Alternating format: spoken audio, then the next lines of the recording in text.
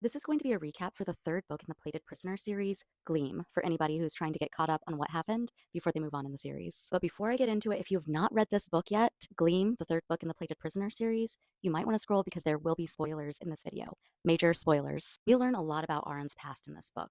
Basically, she lived in this dreary, little port town from the time she was 5 until she was 15. She was basically owned by this crime lord who made her beg on the streets and sleep outside and eventually made her work in a brothel. Midas and Arin bump heads this entire book. She's through being his pet. Mist is still pregnant with Midas's baby. He asks his wife to pretend that it's her baby and that the Sixth Kingdom finally has an heir, but she says no. So he basically causes some riots to happen in Highbell City over in Sixth Kingdom, and she gets ousted from the castle and has to flee to a safe house.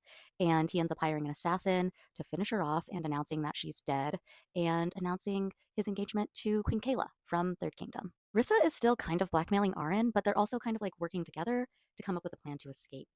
But Rissa wants to bring her friend Polly because a lot of the saddles are hooked on this dew stuff that Fifth Kingdom uses to keep its saddles compliant, I guess.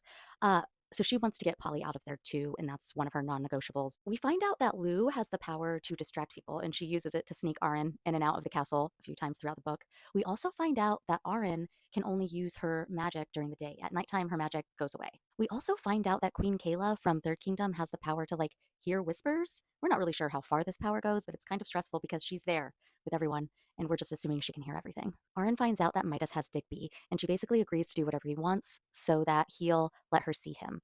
And he has her gilding shit from sunup to sundown for multiple days until she's just drained and dragging. And then he drugs her and takes her down to the cell where they're holding Digby. While they're down there, he ends up cutting off her ribbons. He has this plan for a big spectacle for all of his guests because he's throwing a ball, and he basically needs Arin to come out and gild something to impress everyone.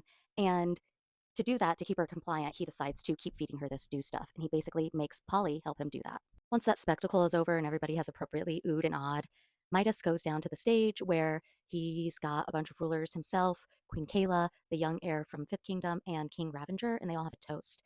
And the young heir falls dead from poison, and it looks suspiciously like the rot from King Ravenger. Arin can tell right away that Midas set this up. She snaps. She goes down there. She starts killing basically everybody. She gilds Midas's ass to the wall. He's dead, and she's basically lost control. She can't stop. She's planning on continuing this rampage. She's going to kill everyone. And to get her to stop because she can't let go herself, Slade rots her a little. Boom.